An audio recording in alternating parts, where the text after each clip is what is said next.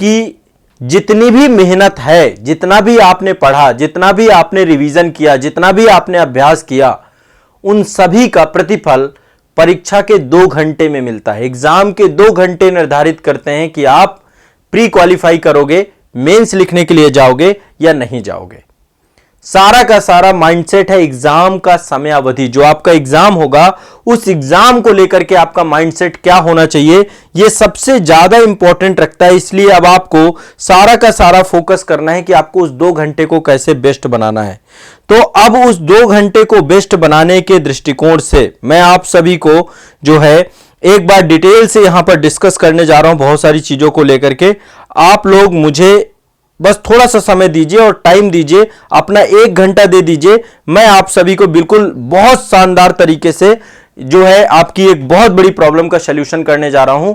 अब सारा का सारा मेहनत, सारा का सारा फोकस आपको इस 2 घंटे की अवधि के लिए क्या करना होगा, कैसे समझना होगा, उसको देखना है। ठीक है, देखिए सबसे पहली चीज, सबसे पहला बात समझना है कि जिस दिन एग्जाम की डेट है, मान लीजिए एक एग्जाम की डेट है आपकी, एग्जाम की डेट, एग्जाम की तिथि, परीक्षा की तिथि, परीक्षा की तिथि, जिस दिन एग्जाम है।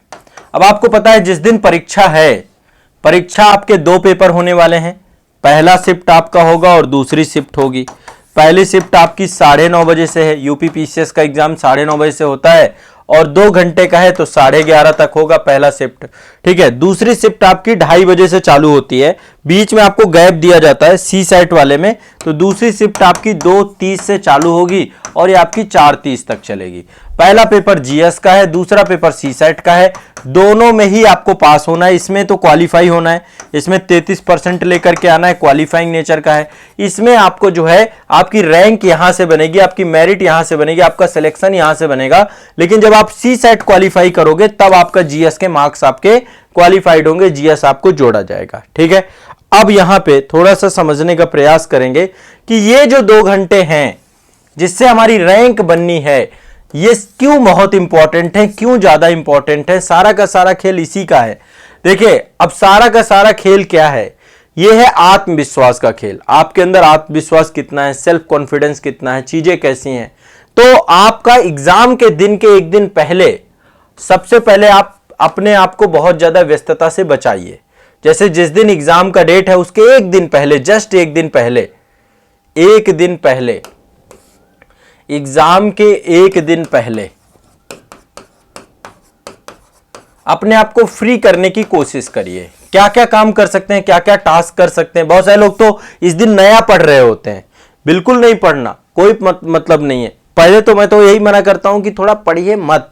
आपको जितना भी पढ़ना है एग्जाम से पहले अभी पूरा दम लगा दीजिए, अभी पूरा जोर लगा दीजिए। लेकिन एग्जाम के 1 दिन पहले कूल रहिए, शांत रहिए। मन में घबराहट जरूर होगी, बार बार आपको लगेगा कि भाई मैं कुछ पढ़ लूं, कुछ पढ़ लूं, कुछ पढ़ लूं। नहीं, कंप्लीट रेस्ट दीजिए आपको। जब आप इस दिन 1 दिन पहले रेस्ट दोगे तो इस दिन अच्छा परफॉर्म कर पाओगे। यदि 1 दिन पहले आपने अपने आप को इतना ज्यादा डाल दिया, देखिए जब समंदर में सुनामी आती है ना तो पहले समंदर शांत हो जाता है, बिल्कुल समझिए, समंदर शांत हो जाता है, पीछे हट जाता है। तो आपको भी चाहिए कि एग्जाम के पहले आपको ऐसा लगे ही नहीं कि आप एग्जाम देने जा रहे हो। दिमाग बिल्कुल कूल रहे, शांत रहे। गहरी नींद लीजिए, पूरे दिन सोइए, मैं तो कहता हूं, और पूरी रात सोइए आराम से। जो है 12-15 घंटे की नींद लीजिए कंप्लीट। लेकिन आमतौर पर होता क्या, सेंटर, एग्जाम सेंटर दूर जाते हैं, तो 1 दिन पहले काम कर सकते हैं कि आप एग्जाम सेंटर पहुंच सकते हैं, अपने एग्जाम सेंटर पहुंच जाइए। अब देखो सबसे बड़ी समस्या क्या है कि हमारे जो स्टूडेंट हैं, स्टूडेंट लाइफ बहुत टफ लाइफ होती है। और बच्चे कई बार क्या होता है कि चूंकि अगले दिन एग्जाम है तो बच्चे निकलते हैं कि भाई रात में निकल जाएंगे, स्टेशन में रुक जाएंगे, और उस चक्कर में ना तो नींद पूरी होती ना कुछ होती। लेकिन फिर भी ये सच्चाई है, कड़वी सच्चाई है कि हमारी जो है हमें रुकना पड़ता है। बाहर स्टेशन में रुके हुए हैं, सेंटर के बाहर पड़े हुए हैं, बस स्टॉप में पड़े हुए हैं, ये कंडीशंस होती हैं स्टूडेंट्स की। अब देखो स्टूडेंट लाइफ है तो इसको बहुत कठिन मत मानिए कि बहुत बड़ी चीज है।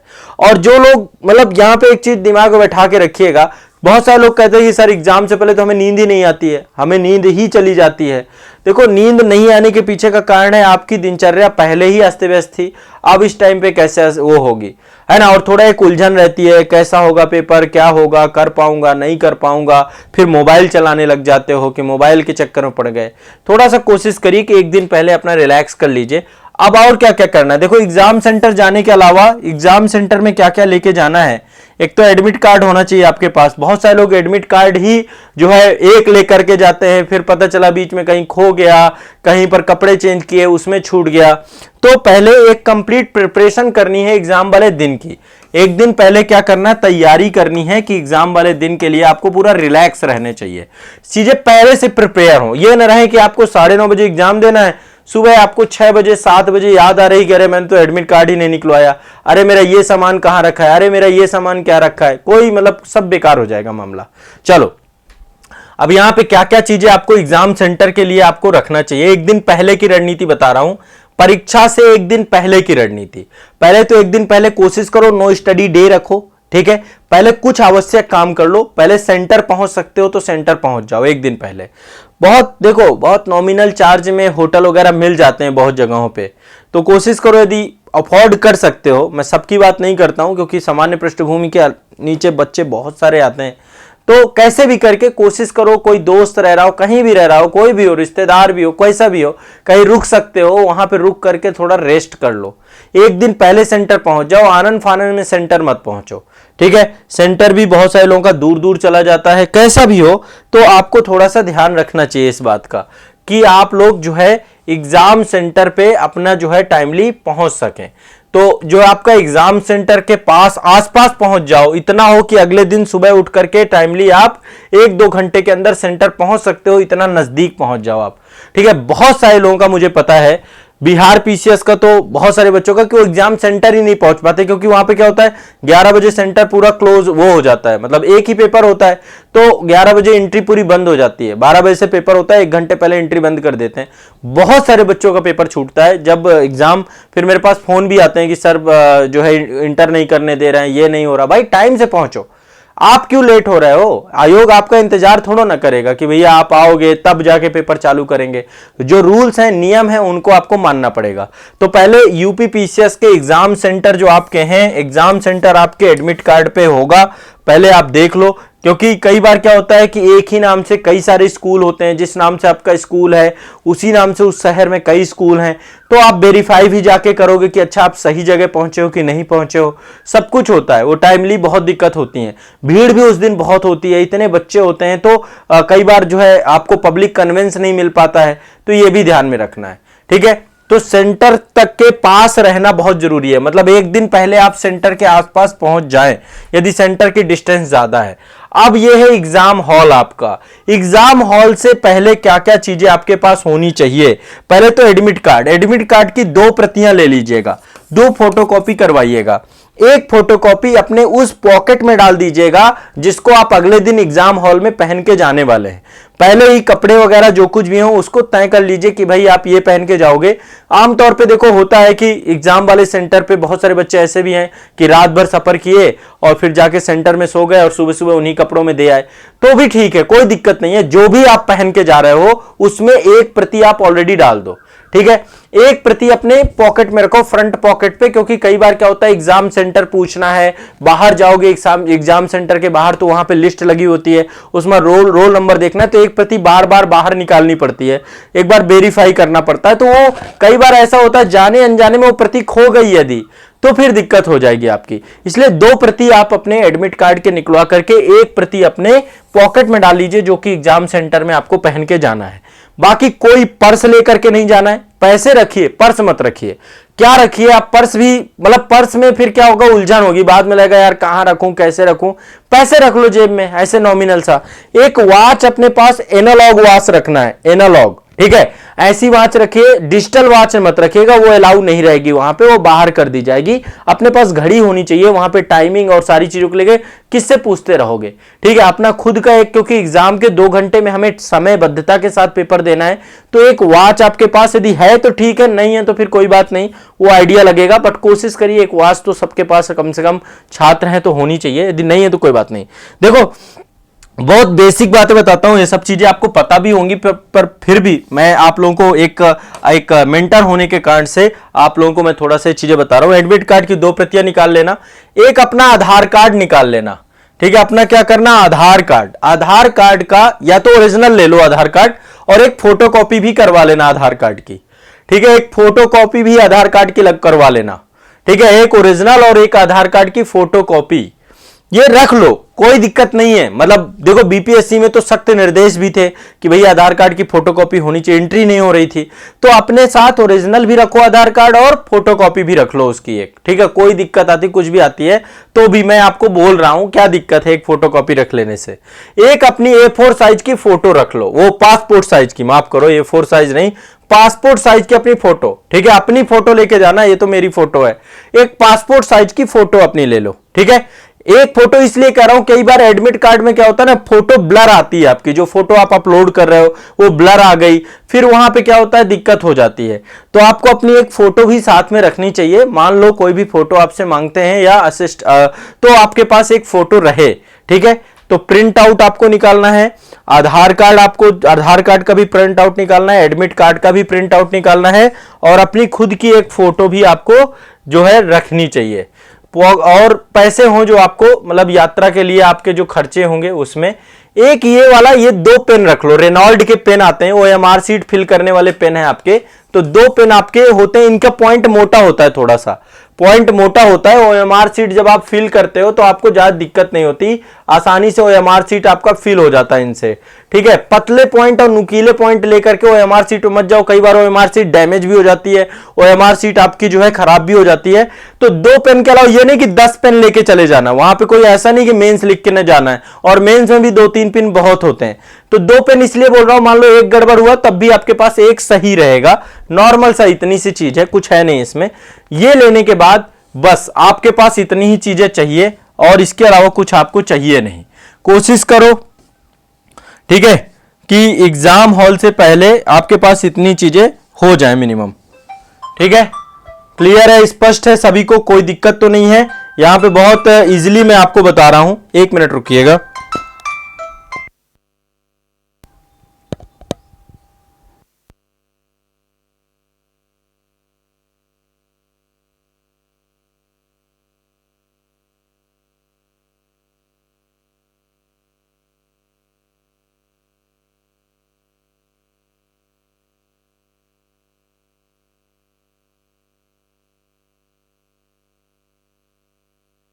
हाँ आप ठीक है, अब आवाज आ रही है मेरी? ठीक, एक जरूरी फोन था। तो यहां पे मैंने आपको 2-3 चीजें बताई। ये पहले आपको प्रिपरेशन करनी है, एक दिन पहले इतना सामान, इतनी सामग्री आपके पास हो जानी चाहिए, और इसके बाद बस शांत हो जाइए। ज्यादा पढ़ने की मतलब देखो, मतलब मन नहीं मान रहा कि आपको लग रहा है कि नहीं नहीं पढ़ना ही है, एक दिन पहले पहले तो मैं मना कर रहा हूं कि मत पढ़ो, पर यदि बहुत मन भी कर रहा है तो डेटा वाली चीजें कुछ ऐसी देख सकते हो, रफली पलट लो, देख लो, पर बहुत हौच पौच मत क्रिएट करो। ठीक है, मैंने बहुत बच्चों को देखा है कि वो ट्रेन में जा रहे हैं, पढ़ते हुए जा रहे हैं, ठीक है, कान में चीजें सुनते हुए जा रहे हैं। अब जितना होना था सो हो गया भाई, पहले क्या किया था आपने, साल भर क्या किया था, इतने सारे सब्जेक्ट है, इतनी सारी चीजें, फिर भी आपने लास्ट टाइम के लिए कुछ सॉर्ट आउट किया हो कि भाई मैं लास्ट में 1-2 पेज ये पढ़ूंगा तो करूंगा, तो ठीक है, फिर तो कोई बात नहीं है, आप लास्ट में 1-2 चीजें अपने पास रख के कर सकते हो। बट ओवरऑल मैं आपको रिकमेंड नहीं करता। मैं चाहता हूं कि आप 13 तारीख को कंप्लीट कूल रहें, लोग आपको देखने के बाद ये कहें कि यार एग्जाम देना भी चाहते हो कि नहीं देना चाहते हो, लोग भ्रम में पड़ जाएं कि यार आज तो ये सो ही रहा है पूरे दिन, इसका पेपर है। तो पूरे दिन रिलैक्स होना है, रेस्ट करना है, बॉडी को, ब्रेन को रेस्ट देना है। देखो सिंपल सी बात बता रहा हूं, आपने साल भर बहुत कुछ पढ़ा है, बहुत कुछ रिवाइज किया है, जो सिंसियर कैंडिडेट है पढ़ा ही होगा, निश्चित सी बात है। तो जिन्होंने साल भर पढ़ा है, साल भर मेहनत की है, तो उनके लिए क्या है मामला, उनको तो आपको समझना है ना बात को। क्या समझना है आपको बात को, यह समझना है कि भाई अब मुझे लास्ट टाइम पे रिकॉल करना है। यदि मैं रिकॉल नहीं कर पाया एग्जाम हॉल पे तो कैसे होगा। देखिए जो शांत पानी होता है ना, शांत पानी में नीचे तक की चीजें भी दिख जाती हैं, और जो पानी बहुत गंदला होता है, बहुत ज्यादा लहरें मारता है, उसमें कुछ नहीं दिखता है। तो आप भी यदि दिमाग को थोड़ा शांत करोगे ना, तो जो पढ़े हुए फैक्ट हैं, पढ़े हुए तथ्य हैं, पढ़ी हुई चीजें वो सारी याद हो जाएंगी, कोई दिक्कत नहीं है। ठीक है, तो इत्मीनान से आपको एक दिन पहले प्रिपरेशन कर लेनी है, टाइम से सेंटर तक पहुंच जाना है। अब देखो जो पेपर होगा आपका, पेपर का टाइमिंग है 9:30 बजे, 9:30 बजे आपको पेपर आपको होगा। कोशिश करो एग्जाम सेंटर में आप पहुंच जाओ, वही 8 बजे तक भी पहुंच जाओ, मैक्सिमम मैं बता रहा हूं 8 बजे तक, क्योंकि एंट्री चालू हो जाएगी आपकी 8:30 9 से एंट्री चालू कर देते हैं, 8:30 9 से एंट्री स्टार्ट हो जाती है, 9 बजे तो श्योरिटी है एंट्री हो ही जाती है। ठीक है, ताकि 9:30 बजे पेपर हो जाए। तो 8 बजे मैक्सिमम बता रहा हूं, इससे पहले भी पहुंच सकते हो, 7:30 तो भी पहुंच जाओ। यानी सुबह आपको कोशिश करो 6 बजे तक उठ जाओ, आराम से अच्छी खासी नींद लेकर के 6 बजे तक उठ जाओ, आराम से तैयार हो बढ़िया से, आराम से, और नहा धो लो, है ना। जो लोग स्टेशन वगैरह में भी रात में रुकते हैं, कोशिश करिए सुबह उठने के बाद थोड़ा सा कहीं पे आसपास पानी हो, कोई जो है सुलभ शौचालय कुछ भी हो, आप वहां पे आराम से नहाइए धोइए और इसके बाद फिर एग्जाम हॉल तक निकलिए। बिना नहाए मत जाइए, फिर पता चला फिर 2 घंटे की परफॉर्मेंस, साल भर की मेहनत उसी टाइम पीरियड पे करना है। बेहतर ये कि थोड़ा रिफ्रेश होके जाइए, बढ़िया सा कूल पानी पीजिए और इत्मीनान से सुबह जो है 7:30 तक सेंटर या 8 बजे तक सेंटर पहुंच जाइए। अब देखो सेंटर के बाहर बहुत सारी मनोदशा वाले बच्चे मिलेंगे आपको। कुछ लोग जो है सेंटर के बाहर भी अपने पास एक कॉपी रखते हैं, पढ़ते रहते हैं, रिकॉल करते रहते हैं, हौच पौच में रहते हैं, करंट अफेयर्स पढ़ते हैं। मैं चाहता हूं कि ऐसी मनोदशा नहीं होनी चाहिए, लेकिन फिर भी यदि आपकी प्रवृत्ति है तो अपने साथ करंट अफेयर्स का कोई मैगजीन है, मेरा मास्टर वीडियो है, कुछ भी ऐसी चीज है, थोड़ा बहुत जो शॉर्ट नोट्स अपने खुद के बनाए हो रखे रहो, बट मत देखो, ज्यादा बेहतर है। क्या करोगे आधे एक घंटे में, क्या रिकॉल कर लोगे, कुछ नहीं, उसमें और हौच पौच हो जाओगे। अब देखो सारा खेल है 8 बजे के बाद यदि आप यहां पहुंच जाते हो, सुबह हल्का फुल्का कुछ नाश्ता यदि किया है तो ठीक है, कोशिश करो कहीं पे कुछ जूस वगैरह मिल जाए, या नहीं मिलता तो भी जो आपकी इच्छा हो कुछ खा लो। चॉकलेट खा सकते हो सुबह सुबह, मतलब कई बार क्या होता है एग्जाम हॉल से पहले आप जो है डार्क चॉकलेट खा सकते हो, वो भी मतलब बहुत एनर्जेटिक होती हैं चीजें। इसके बाद देखिए अपना जब सेंटर में पहुंचिए, पहले सेंटर वेरीफाई कर लीजिए कि क्या यही सेंटर है, यही सेंटर, यही एड्रेस है जिस एड्रेस पे आपको एग्जाम देना है। ये सारी चीजें वेरीफाई कर लीजिए, कोई ना कोई उस सेंटर पे होगा पर्सन, उससे पूछ लीजिए, या जो स्टूडेंट आपके साथ खड़े हुए हैं पेपर देने जा रहे हैं उनसे पूछ लीजिए, वो भी आपको चीजें स्पष्ट कर देंगे।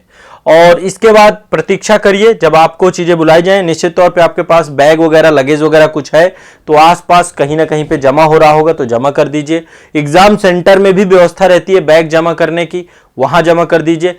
कोई भी अराजक गतिविधि नहीं लेकर के जाना, ना तो आपके पास मोबाइल फोन होना चाहिए, अलाउ नहीं होता है। डिजिटल वॉच नहीं होनी चाहिए, एनालॉग वॉच होनी चाहिए आपके पास, डिजिटल वॉच अलाउ नहीं होती है। कैलकुलेटर नहीं होना चाहिए, कुछ भी ऐसी गतिविधि नहीं होनी चाहिए। नॉर्मल सिंपल आपके पॉकेट में ज्यादा ज्यादा पैसे हो सकते हैं, एडमिट कार्ड हो सकता है, आधार कार्ड हो सकता है, आधार कार्ड की फोटोकॉपी हो सकती है, एक आपकी खुद की फोटो हो सकती है और पेन हो सकते हैं आपके पास। ठीक है, बस इतनी चीज है। इसके बाद एंट्री करिए आराम से, इत्मीनान से, थोड़ा सा रिफ्रेश हो जाइए, वहां पर जाकर के टॉयलेट वगैरह सुबह सुबह करना है कर लीजिए, ताकि एग्जाम टाइम पीरियड पे दिक्कत ना रहे। अपने साथ पानी की एक बोतल जरूर रखिए, ताकि मतलब बीच में यदि कोई प्यास वगैरह कुछ लगती है, क्योंकि टाइम इतना रहता नहीं अपने पास। ठीक है, 1.5 घंटे में, 2 घंटे में 150 क्वेश्चन हल करने हैं आपको, निगेटिव मार्किंग अलग से है, तो ऐसे में बहुत जरूरी है कि आपको चीजों को बनाना पड़ेगा, देखना पड़ेगा इस तरीके से। तो सुबह सुबह आराम से कूल होकर के जाइए, ठीक है, कोई दिक्कत वाली बात है नहीं। अब इसके बाद जो है आपको एग्जाम सेंटर के अंदर एंट्री मिल जाएगी। आराम से अपनी सीट वेरीफाई करिए, सीट के आसपास देख लीजिए कि कोई ऐसी सामग्री तो नहीं पड़ी हुई है। ठीक है, और आराम से इत्मीनान से प्रतीक्षा करिए कि आपको OMR सीट और बुकलेट मिलेगी। ठीक है, सबसे पहले OMR सीट दे दी जाती है ताकि आप उसको फिल कर ले सावधानी पूर्वक, और फिर आपको बुकलेट भी दी जाती है ताकि आप उसको, तो देखिए OMR सीट आपको मिलेगी। OMR सीट में गलतियां बहुत सारे बच्चे करते हैं। ठीक है, OMR सीट में कई सारी गलतियां होती है, मैं आपको बताता हूं। पहले तो ऊपर कुछ डिटेल इंफॉर्मेशन भरनी होती है, आप देख पा रहे होंगे ये OMR सीट है, यहाँ पे कुछ इंफॉर्मेशन है, जैसे आपका रोल नंबर क्या है ये आपसे पूछा जाएगा, रोल नंबर के साथ आपका जो सेंटर कोड है वो क्या है आपका। ठीक है, इसके बाद जो है यहाँ पे आपके जितनी भी डिटेल हैं, जहाँ पे सेंटर पड़ा हुआ है, एग्ज़ाम है, आपकी कैटेगरी है, आपकी कॉपी भी पूछी जाती है कि ए है, बी है, सी है, डी है, बुकलेट नंबर जो आपको मिलती है वो सारी की सारी आपको इसमें फिल करनी पड़ती है इन्फॉर्मेशन। तो जो ऊपर की इन्फॉर्मेशन है सावधानी पूर्वक भरे, और यहाँ पे गोले ब्लैक करने होते हैं तो गोलों को ब्लैक करें। ऊपर यहाँ पे इंस्ट्रक्शन दिए रहते हैं कि आपको सिर्फ और सिर्फ करेक्टली ऐसे करके ब्लैक करना है, ठीक है। कलर कोशिश करिए ब्लैक पेन ही रहे, ऊपर निर्देश में भी रहता है black and blue pen allow रहते हैं, तो आप कोशिश करिए ब्लैक डॉट पेन ले जाइए। जो मैंने आपको रेनॉल्ट का बताया वो भी ठीक है, बाकी OMR का कोई और भी आता हो तो देख लीजिएगा। तो यहाँ पे सारी चीज फिल करना है। नंबर देखिए हमेशा क्या करिए, रोल नंबर भरिए ना तो उल्टा भरा करिए, इस तरफ से, मतलब इधर से भरा करिए इकाई के अंक से, कभी उधर से मत भरिए। इकाई के अंक से भरेंगे तो कई बार क्या, पहले आपका नाम भी पूछेगा, तो जो कुछ भी इंफॉर्मेशन मांग रहा है वो सारा कुछ यहाँ पे भरिए, और जो निर्देश दिए गए हैं उनको इत्मीनान से पढ़िए। OMR सीट गलत हो गई तो सारी मेहनत खराब हो जाएगी। यही कॉपी आपकी चेक होती है, इसी कॉपी से आपको नंबर मिलते हैं, नहीं तो आपकी रिजेक्ट हो जाएगी। OMR सीट भरने में सबसे ज्यादा सावधानी आपको बरतनी चाहिए। तो शुरुआत में जो टाइम मिले इत्मीनान से, कोई हड़बड़ाइए मत, हड़बड़ाहट मत करिए, ठीक है। और OMR सीट में स्टैंप लगे होने चाहिए, साइन होने चाहिए वहां पे, ऐसी वो भी आप एक बार देख लीजिए कि साइन और स्टैंप लगी हुई है कि नहीं लगी हुई है। OMR सीट पे लगी रहती है आमतौर पे, ठीक है। इसके बाद बुकलेट मिल जाएगी। बुकलेट में अपना देखिए कोड क्या है, बुकलेट नंबर क्या है, ए ग्रुप है, बी है, सी है, डी है, उसको भी फिल करिए। बुकलेट में भी अपना रोल नंबर लिख दीजिए, बस इनफ है, ठीक है। बुकलेट में एक पीछे रफ वर्क भी होता है आपका, जो बुकलेट मतलब जो क्वेश्चन सीट है जहां पे क्वेश्चंस होंगे, आंसर होंगे, वो होंगे। अब देखो सारा का सारा खेल आता है, अब शुरू होती है आपकी सारी की सारी कहानी 9:30 बजे से, जब आपका बेल बज जाएगी और उस बेल से आपको काम चालू करना है, ठीक है। देखिए ये आयोग के पिछले वर्ष की कट ऑफ है। मैं एक बार आपको अब UPPCS का बहुत एग्जैक्ट जो है आपको एनालिसिस करके जा रहा हूं कि ये कट ऑफ है आपकी, कि क्या कट ऑफ अभी तक रही है आपकी, ठीक है। 2021 से लेके 2018 तक की कट ऑफ को एक बार समझते हैं ताकि एक रफली आइडिया लग सके। मैं जनरल कैटेगरी की बात कर रहा हूं यहाँ पे, है ना। SC ST OBC के लिए अलग अलग रहती है कट ऑफ आपकी, ठीक है। ये आपकी कट ऑफ है, प्रीलिम्स की कट ऑफ है, ठीक है। ये आपकी UPPCS प्रीलिम्स एग्जाम की 2021 की कट ऑफ है। मैं जनरल को लेकर के यहाँ पे चलूंगा, बाकी उससे कम ही जाएगी कट ऑफ, बाकी सभी की कट ऑफ बहुत कम जाएगी। आपको अपनी कट ऑफ के हिसाब से जनरल और OBC की लगभग आसपास रहती है कट ऑफ, ठीक है। कई बार बराबर भी हो जाती है। जैसे ये 2021 में जनरल की कट ऑफ 115 गई थी। अब देखिए पेपर है 200 नंबर का आपका, 115 यदि आपकी कट ऑफ गई है, ठीक है, 115 आपकी कट ऑफ गई है, तो यहां पे यदि मैं क्वेश्चन की बात करूं तो लगभग आपके 87 क्वेश्चन के आसपास कट ऑफ गई आपकी। 87 क्वेश्चन जिसके नेट सही थे, मतलब वो निगेटिव मार्किंग कटपिट करके भी, तो आपकी ये कट ऑफ बन रही है 87 क्वेश्चन पे। इसके बाद 2020 की कट ऑफ आप देखिए, यहां पर भी 13 गुना लिया जा रहा है, ठीक है। 13 गुना अभ्यर्थी टोटल लिए जाते हैं टोटल वैकेंसी के। अब इस बार वैकेंसी तो थोड़ा कम है, ठीक है, तो ऐसे में कट ऑफ का मैं पूरा एक विश्लेषण इसीलिए कर रहा हूं आपका। इसके बाद यहां पे गई थी आपकी 110, 2020 में कट ऑफ 115 गई थी और 110 गई थी आपकी। तो 110 में यदि हम देखें कितने नंबर का बने के गए, 1.33, ये लगभग आपके क्वेश्चंस की बात करें तो वही 83 क्वेश्चंस के आसपास आपके ये बने थे, ठीक है। चलिए इसके बाद 2019 की बात करते हैं कि 2019 में क्या गई थी कट ऑफ, तो 117 गई थी कट ऑफ आपकी, ठीक है। 13 गुना पर यहां पर भी लिया गया था, तो 2021 में 115, यहां पे थोड़ा सा 117 है। तो 117 पे यदि हम कैलकुलेट करते हैं टोटल, तो आपका लगभग जो है ये 88 क्वेश्चन मान लीजिए, 88 क्वेश्चन आपके निकल रहे हैं यहाँ पर, 88 नहीं 89, हाँ 88 के आसपास क्वेश्चन यहाँ पे भी निकल रहे हैं, ठीक है। अब देखो ये बहुत इंपॉर्टेंट विश्लेषण कर रहा हूं आपका, यही तय करेगा कि आपको वहां कितना अटेम्प्ट करना है, कितना छोड़ना है, यही स्ट्रेटजी आपको तय करनी पड़ती है। इसके बाद 2018 वाला आपका जो है, 2018 भी आपका जो है, इसमें भी आपकी कट ऑफ 126 गई थी, ठीक है। तो 126 कट ऑफ काफी ज्यादा थी। अब कट ऑफ पेपर का लेवल और वैकेंसी दोनों तय करते हैं, ठीक है। 126 1.33, तो ये मान के चलिए कि लगभग आपकी कट ऑफ है 95 क्वेश्चन के आसपास, ठीक है। जनरल की बात कर रहा हूं यहां पे केवल मैं, जनरल कैटेगरी की। तो 2018 में लगभग 95 क्वेश्चन सही होने चाहिए थे आपके, ठीक है, तो आपका ठीक रहता। 2000 जो है आपका 19 में लगभग 88 क्वेश्चन बन रहे हैं। इसके बाद जो है हम 83 क्वेश्चन आपके बन रहे हैं ये 2020 में, और 2021 में यदि आप देखें तो 87 क्वेश्चन बन रहे हैं। कि इतने क्वेश्चन आपके यदि मतलब माइनस मार्किंग कट पिट करने के बाद भी आ रहा है तो आप कट ऑफ में निकले हैं बच्चे। तो यहाँ पे मैं यदि हाईएस्ट भी ले लेता हूँ, बात करते हैं कि भाई आपको कितना करके आना चाहिए, तो यहाँ पे मैं हाईएस्ट भी ले लेता हूँ, 95 मान लेता हूँ। ये 2018 की कट ऑफ थी 95, ठीक है। 2018 2019 में 88 क्वेश्चन आपकी मान लेते हैं, फिर आपका 87 क्वेश्चन था, फिर आपका अलग अलग जो है आपका ये पूरा का पूरा एक सिनेरियो बना हुआ क्वेश्चन का, ठीक है। यहाँ पे 83 क्वेश्चन थे 2020 में, और इसमें आपके लगभग 87 क्वेश्चन के आसपास। तो ये जो सिनेरियो है आपका, इस सिनेरियो में भी हम मान के चलते हैं कि हम बिल्कुल देखो, एक तो है कट ऑफ की बात करना, दूसरा बात होती है कि यार श्योरिटी कितने में है। तो मैं भी आपको बता रहा हूं कि लगभग आप 95 प्लस की श्योरिटी मान के चलिए। यदि आप 100 का टारगेट बना के चलें कि 100 क्वेश्चन आपको सही करने हैं, तो मेरे ख्याल से बहुत बेस्ट रहेगा। 100 में बहुत ज्यादा इसलिए बोल रहा हूं, अब ये पेपर का स्तर क्या होगा, वैकेंसी इस बार कट ऑफ ऐसा नहीं होगा बहुत हाई फाई जाएगी, आपकी वही 90 के आसपास कट ऑफ की उम्मीद मान के चलिए, ठीक है। पर टारगेट आपको 95 तो बना के चलना ही है मिनिमम। और बेहतर कर सकते हैं 100 कर जाइए, और बेहतर कर सकते हैं तो 105 कर जाइए, ये आपके ऊपर चांसेस हैं, लेकिन 95 प्लस का टारगेट आपको बना के चलना है। मैं 100 का टारगेट दे रहा हूं आप लोगों को, मेरे तरफ से टारगेट है कि आप 100 का टारगेट बना के चलें। जब आप 100 का टारगेट बना के चलेंगे, ठीक है, 100 के टारगेट के साथ आप लोगों को काम करना है। क्लियर है सभी को? 100 के टारगेट के साथ हम काम करने जा रहे हैं। अब यहां पे क्या चीजें आपको बनानी है, कैसे आपको देखना है। देखिए क्वेश्चन है 150, ठीक है, टोटल 150 क्वेश्चन है, 120 मिनट है हमारे पास। 150 क्वेश्चन 120 मिनट, ठीक है, ये हमारा जो है। अब इसमें से 150 क्वेश्चन जो आपके हैं, इन 150 क्वेश्चन में से आपको पहले दिमाग में एक चीज बैठानी है कि हमको सारे के सारे अटेम्प्ट नहीं करना है। चूंकि निगेटिव मार्किंग है, 1/3 की निगेटिव मार्किंग है, ठीक है, 1/3 की माइनस मार्किंग है आपकी।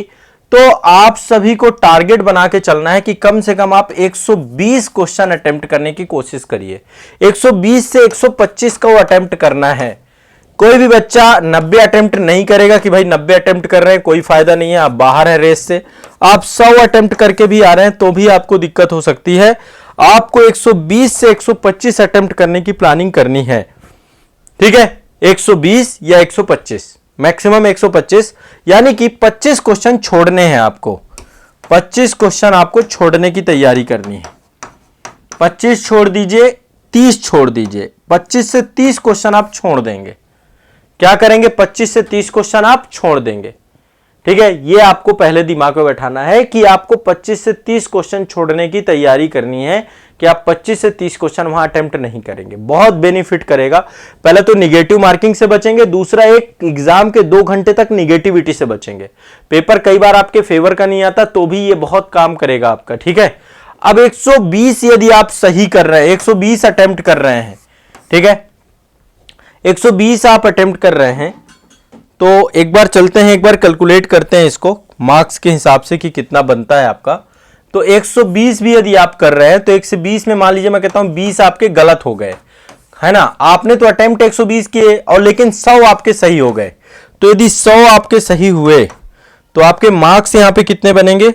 एक क्वेश्चन आपका 1.33 का बनता है 150 में ना, तो 1.33 के हिसाब से आपके 133 नंबर यहां पे बने यदि 100 सही है। लेकिन आपके 20 गलत हो गए हैं, तो 20 इंटू 1.33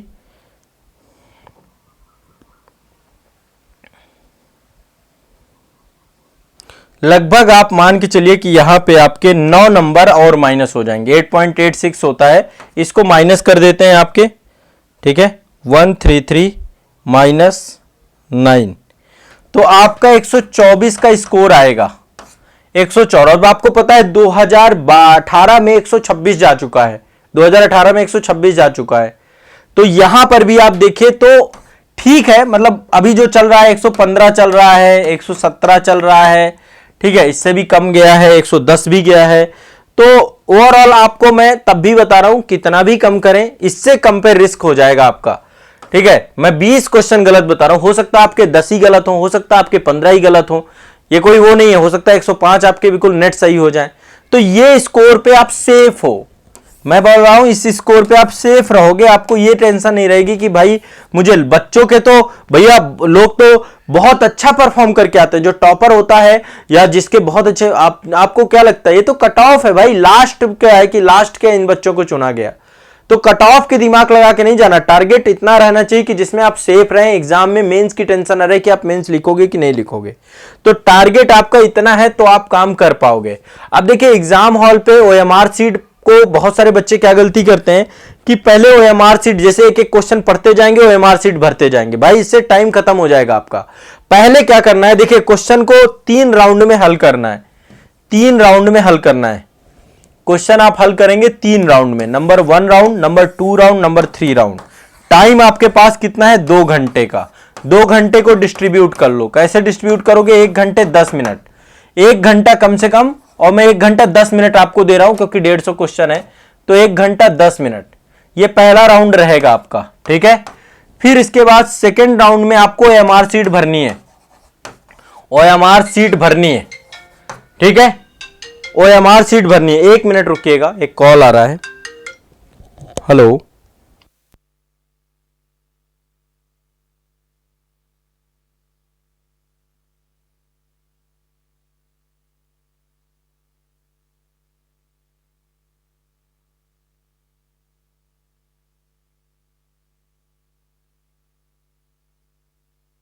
ठीक है, अब आपको मेरी आवाज आ रही है, अब सारी चीज ठीक है। तो देखिए पहला मतलब 2 घंटे को हमें डिवाइड करना है, 2 घंटे में 1 घंटे 10 मिनट पहले, फर्स्ट 1 घंटे 10 मिनट में आपको क्या करना है, फिर आपको ओएमआर सीट फिल करनी है। ओएमआर सीट फिल करने के बाद दूसरा जो काम करना है, तीसरे राउंड में आपको क्वेश्चन भी पढ़ने हैं और क्वेश्चन के साथ साथ ओएमआर सीट भी भरते हुए जाना है। ये 3 राउंड में पेपर को हल करना है। अब देखिए पहला राउंड का मतलब है जैसे ही आपको पेपर मिलेगा, पेपर के बाद आपको एक एक क्वेश्चन को पढ़ना है। जैसे अब देखिए हो सकता है कई बार आपके फेवर के सब्जेक्ट से चालू हो, रैंडम चालू होता है, कभी हिस्ट्री से ए सीरीज है वो हिस्ट्री चालू हो गई, बी सीरीज पॉलिटिक्स चालू हो गई, या सी सीरीज ज्योग्राफी चालू हो गई, कई बार जंबल कर देता है क्वेश्चन को। तो आप ये आपके ऊपर हो सकता है कि कई बार क्या होता है शुरुआत पहला ही क्वेश्चन आपका आता है, कई बार होता है पहला ही नहीं आता है। तो अब मैंने देखिए यहां पे जो आपको स्ट्रेटजी बताई है कि भाई हमें 25 से 30 क्वेश्चन छोड़ना है वहां पर जाकर के एग्जाम हॉल पे। ठीक है, 25 से 30 क्वेश्चन छोड़ना है। अब मान लीजिए आपने ओएमआर से आपने पहला क्वेश्चन पढ़ा, पहला क्वेश्चन आपने पढ़ा किसमें, बुकलेट में। पहला क्वेश्चन पढ़ने के बाद आपको लग गया कि यार ये मेरा 100% सही है। ठीक है, यहां पे मैं एक बार बुकलेट का बता रहा हूं। मान लीजिए आपकी बुकलेट है जिसमें आपके क्वेश्चन होंगे number 1, number 2, number 3, number 4, number 5, number 6, number 7, number 8, ये आपके क्वेश्चन है। ठीक है, पहला क्वेश्चन आपने पढ़ा और क्वेश्चन पढ़ने के बाद आप 100% श्योर हैं कि 100% श्योरिटी है आपकी इसमें, बहुत बढ़िया है। आराम से इसको जो है आप 100% देखिए, कुछ सिंबल आप बना लीजिएगा, जैसे जो आप 100% जिसमें श्योर है उसमें क्वेश्चन में ही आप टिक तो मारोगे ही ना कि भाई ये वाला आंसर सही होगा। ठीक है, इसके बाद दूसरे में आप क्या है, हो सकता है कई बार दूसरा क्वेश्चन आपने पढ़ा, इसमें भी आप 100% श्योर हैं कि भाई आप 100% श्योर हैं, इसमें आपने पढ़ा है और इसका यही आंसर होगा। ठीक है, तो भी आपको कोई दिक्कत नहीं है। मान लो तीसरा क्वेश्चन आपका नहीं आया, तो तीसरा क्वेश्चन यदि आपको बिल्कुल नहीं आता है क्रॉस मार दो। ठीक है, या कभी नहीं सुना, कुछ भी नहीं किया, तो हमें वैसे भी 25 छोड़ने, इसको छोड़ दो। ठीक है, चौथा क्वेश्चन में आप 50-50 हो कि यार इसका ए सही होगा या बी सही होगा, तो जो 50-50 वाले हो उनमें गोला मारते हुए चलो, जो 50-50 वाले हो उनमें गोला मारते जाओ। पांचवा मान लीजिए 100% सही है, फिर आपका जो है मान लीजिए छठवां आपको नहीं आता है, सातवें में आप 50-50 हैं, ऐसे करके सिंबल बना लीजिए पूरा। आठवें में आप 100% सही हैं। इस तरीके से आप पूरे पेपर को क्या करेंगे, 150 के 150 क्वेश्चन में ये तय कर लेंगे, ये बना लेंगे। शुरुआत के 1 घंटे 10 मिनट से ज्यादा टाइम मत लगाइएगा, रैपिड पढ़ना है, क्वेश्चन बहुत सिंपल आते हैं, क्वेश्चन आते हैं उसके आंसर आते हैं। तो आपको बहुत पहले सावधानी पूर्वक पढ़िए, मतलब इतना भी जल्दबाजी मत करिए, पर आपको पढ़ना है और पढ़ने के बाद जो है इसके बाद तय कर लेना है कि आप 100% आता है, कि आपको 50-50 है, कि आपको नहीं आता है, और मार्क कर लीजिए पूरे क्वेश्चन पेपर को। 150 क्वेश्चन को रिव्यू कर लेना है आपको। ठीक है, जब आप 150 क्वेश्चन को रिव्यू कर लेंगे तो 150 क्वेश्चन को रिव्यू कर लेने के बाद जब आप 150 क्वेश्चन को रिव्यू कर लेंगे तो 150 क्वेश्चन को रिव्यू कर लेने के बाद फिर आपको क्या करना है, 150 क्वेश्चन को रिव्यू कर लेने के बाद आपको क्या काम करना है, अपनी OMR सीट लेनी है। क्या है, आपको OMR सीट लेनी है। ये है OMR सीट। OMR सीट 1 घंटे दूसरे चरण पे चले जाना है। पहले मैंने 3 स्टेप बताए हैं, दूसरा स्टेप है OMR सीट फिल करना। अब आपको सावधानी पूर्वक जो आपने 100% श्योरिटी है आपकी, है ना, 100% श्योरिटी मान लीजिए जिन क्वेश्चन में है आपकी, उन सभी क्वेश्चन को ब्लैक करना चालू करिए। OMR सीट में कोई गंदगी मत करिएगा, सिंपली जो ऑप्शन सही हो उसको ब्लैक कर देना है और कहीं कोई मार्किंग नहीं करनी, किसी भी तरीके से कोई भी मार्किंग नहीं करनी, जो सही हो उसको ब्लैक करना और पूरी तरीके से ब्लैक करना है। ऊपर देखिए यहां पे इंस्ट्रक्शन दिए होते हैं, यहां पे ऊपर कि कैसे आपको ब्लैक करना है। पूरा गोला भरा होना चाहिए, ठीक है, तो पूरे गोले को भर लीजिए। जो आपको आते जा रहे हैं 100% सही है उनको पहले भर लीजिए, ठीक है। ऐसे करके आप अपनी OMR सीट को भरेंगे सेकेंड राउंड में। भरने के बाद इनकी काउंटिंग करिए कि कितने क्वेश्चन आपने 100% वाले यहां पर OMR सीट में फिल किए हैं। हो सकता है इनकी संख्या आपकी 110 आ जाए, हो सकता है इनकी संख्या आपकी 100 आ जाए, हो सकता है इसकी संख्या 90 आ जाए, हो सकता है इसकी संख्या 120 भी आ जाए। ये बच्चे वाइज है, कैसी आपकी तैयारी है, कैसे आपका प्रिपरेशन है, कैसा आपका परफॉर्मेंस है, ये सारी चीजें हैं। पहली बात तो देखो, छोड़ने की प्लानिंग के साथ क्या होगा, निगेटिविटी हावी नहीं होगी, क्योंकि आपके दिमाग में चलता रहेगा अच्छा अभी इतने और छोड़ने, अभी इतने और छोड़ने, अभी इतने और छोड़ने, है ना, तो वो आपको दिक्कत नहीं होगी किसी भी तरीके से, आराम से आप कर लेंगे। क्लियर है, स्पष्ट है,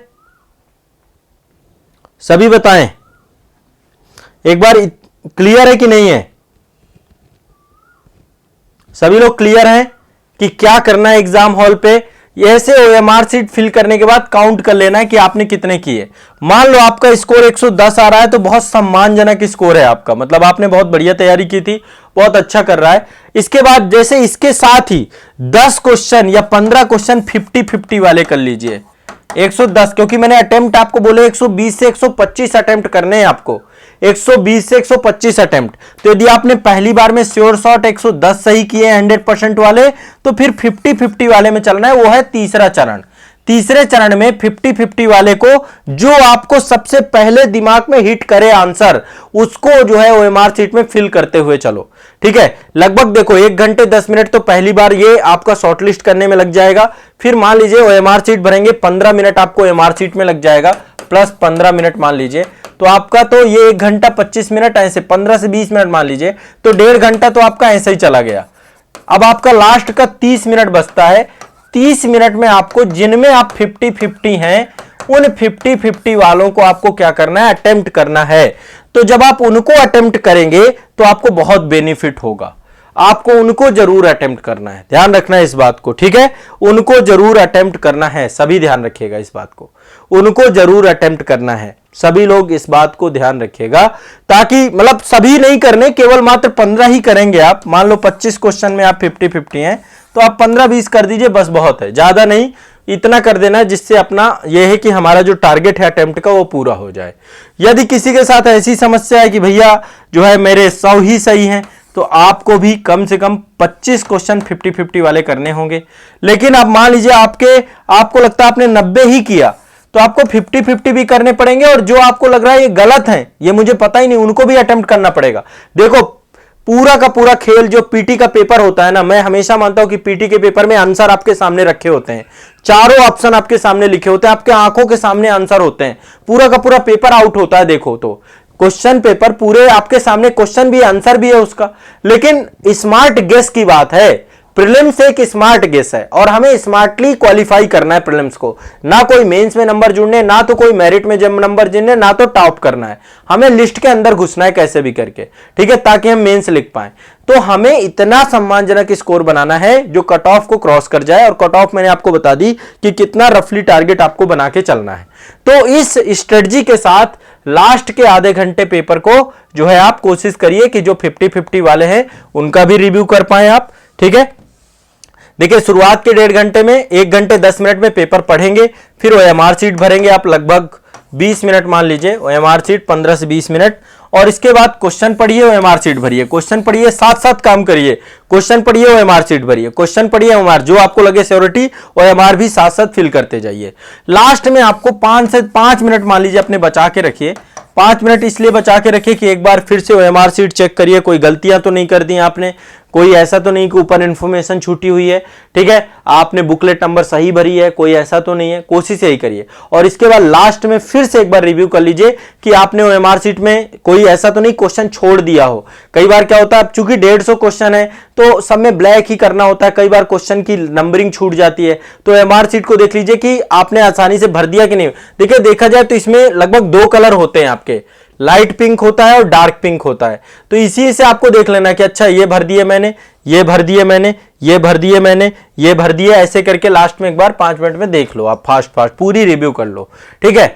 तो ऐसे आप करोगे तो स्मार्टली आपका आसानी से सारी चीजें हो सकती हैं और अच्छे से परफॉर्म कर पाओगे, ठीक है। तो ये तो रहे मेरे सुझाव, बाकी देखो आपके विवेक के ऊपर है, आप कैसे क्या क्या सुझाव मानते हो, पेपर में कैसा परफॉर्मेंस होता है आपका। जैसे ही पेपर आपका हो जाए, ग्रुप में, टेलीग्राम ग्रुप जो आपका यूपीपीसीएस का बना हुआ है, वहां पे आंसर की भेजिएगा, बताइएगा आपका पेपर कैसा रहा, अच्छा रहा, बुरा रहा, कितने अटेम्प्ट किए, कितने गलत हो रहे हैं, एक बार जरूर बताइएगा। आयोग जल्द ही आंसर की दे देता है, आंसर की से मैच करके भी आप मुझे बताएंगे, ठीक है। तो ये आपका, बाकी मैं भी क्विक रिस्पॉन्स करूंगा, आपको बताऊंगा। देखिए, मेरी तरफ से आप सभी को बहुत बहुत बधाइयां इस पेपर को देने के लिए। आराम से इत्मीनान से जाना है, देखो आपके पूरे साल भर की मेहनत का परिणाम आना है, इसलिए बहुत जरूरी होता है 2 घंटा, साल भर की पूरी मेहनत 2 घंटे में मैनेज करना है, निगेटिव नहीं भरना है। देखो अब कितना आसान होगा, मान लो पहला क्वेश्चन आपने पढ़ा और दूसरा आपको नहीं आया, तो आपके दिमाग में आएगा कि यार अभी 20 क्वेश्चन छोड़ने हैं, चलो एक छोड़ दिया, 19 और छोड़ने हैं। ऐसे करके आप पूरा का पूरा देखोगे कि लगातार आप क्वेश्चन को करते जाओगे, कभी निगेटिविटी हावी नहीं होगी।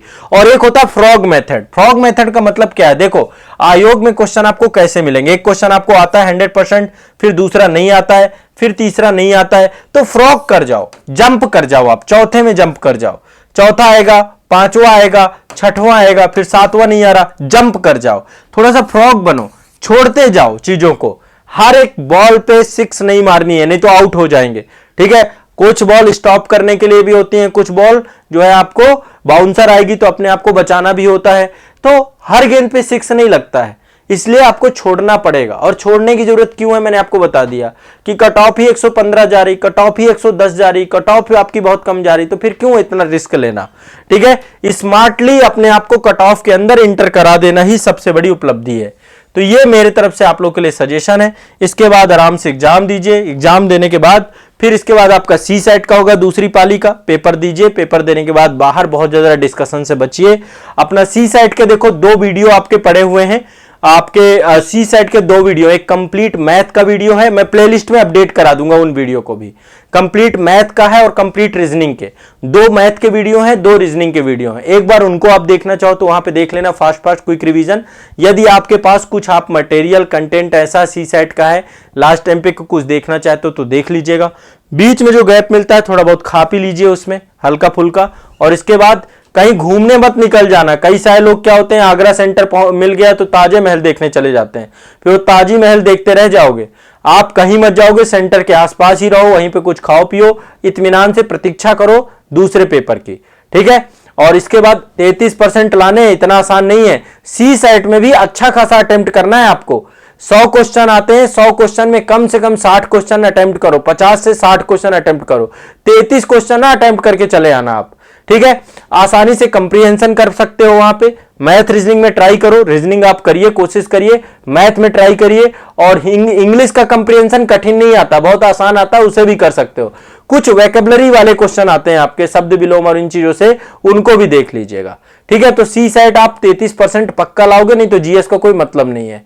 और जैसे ही आपका सी सेट का पेपर हो जाता है, इसके बाद आराम से निकलना है, अपने घर के लिए प्रस्थान कर जाना है, ठीक है। और तब तक आपको बहुत सारी आंसर की आ जाएंगी। मैं खुद प्रयास करूंगा कि आप लोगों के लिए जो है पेपर को डिस्कस करूं।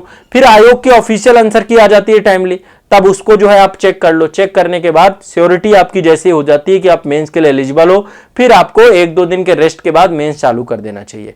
तो ये मेरे सजेशन है एग्जाम वाले दिन के लिए। और आप लोग अच्छे से एग्जाम दीजिए, बढ़िया से एग्जाम दीजिए। जितना मैंने पढ़ाया है सारा कुछ आपको एग्जाम हॉल में मिलेगा, सारी मेहनत आपकी सफल होगी। जो बच्चे ऑनलाइन बैच से थे, आप लोगों को भी खूब सफलता मिलेगी। बहुत बढ़िया से हमने हर एक चीज को पढ़ाई, कुछ भी नहीं छोड़ा है। सी सेट देखो इजी उसके लिए है जिसने पढ़ा हुआ है, ठीक है। जिसने पढ़ा हुआ है संदीप राय जी, जिसने नहीं पढ़ा, कभी मैथ ही नहीं पढ़ा, कभी रीजनिंग ही नहीं पढ़ा, तो एक छोटा सा गुणा भाग तो हो नहीं पाता है। तो मुद्दा वो है कि यदि आपने नहीं पढ़ा होगा तो आपको कठिन लगेगा ही। कोशिश करिए कि आपने पढ़ा हो, है ना। नहीं पढ़ा तो फिर तो रिस्क बहुत ज़्यादा है। फिर हिंदी कंप्रीहेंशन सही करिए, पूरा इंग्लिश कंप्रीहेंशन सही करिए, और जो अन्य वैकेबलरी वाली चीज़ें, रीजनिंग कुछ थोड़ा बहुत लॉजिकल रीजनिंग है, सही हो जाएगी। तो मैथ बैकग्राउंड नहीं है और कभी पढ़ा भी नहीं तो फिर तकलीफ तो होगी थोड़ी बहुत। बाकी मेरे 2 वीडियो पड़े हुए हैं, एक कंप्लीट मैथ का है और कंप्लीट रीजनिंग का है। ये दोनों वीडियो मैं प्लेलिस्ट में अभी अपडेट करा दूंगा आज, तो एक बार जिनको देखना हो वहां पे देख लीजिएगा। सी सेट का कंप्लीट मैथ और कंप्लीट रीजनिंग, ठीक है, वो दोनों मैं आपको भेज दूंगा, वहां से पढ़ लीजिएगा। चलिए आज के लिए इतना ही रखेंगे सेशन में। बाकी अभी भी कोई डाउट है तो आप लोग कमेंट सेक्शन में बताइएगा। एग्जाम तक मैं आपके साथ रहूंगा, ग्रुप में एक्टिव रहिएगा। किसी को कोई दिक्कत आती है, एडमिट कार्ड वगैरह अपना डाउनलोड कर लीजिएगा आसानी से। तब भी कोई समस्या है, कोई दिक्कत है तो ग्रुप में पूछिएगा। एक दूसरे की मदद करिएगा सभी बच्चे, मैं भी आपके साथ रहूंगा, पूरा देखता रहूंगा आपको और एग्जाम तक निर्देश देता रहूंगा, ठीक है। चलिए बहुत बहुत शुक्रिया, धन्यवाद, और इत्मीनान से परीक्षा दीजिए, पेपर दीजिए। आप सभी लोग के लिए मेरे तरफ से बेस्ट विशेष हैं, शुभकामनाएं हैं। पेपर में आप बेस्ट से बेस्ट करो, यही मैं चाहता हूं। आपका सिलेक्शन हो, आपका कॉन्फिडेंस, जो आपने इतनी मेहनत की है वो सफल हो जाए, ठीक है। चलिए।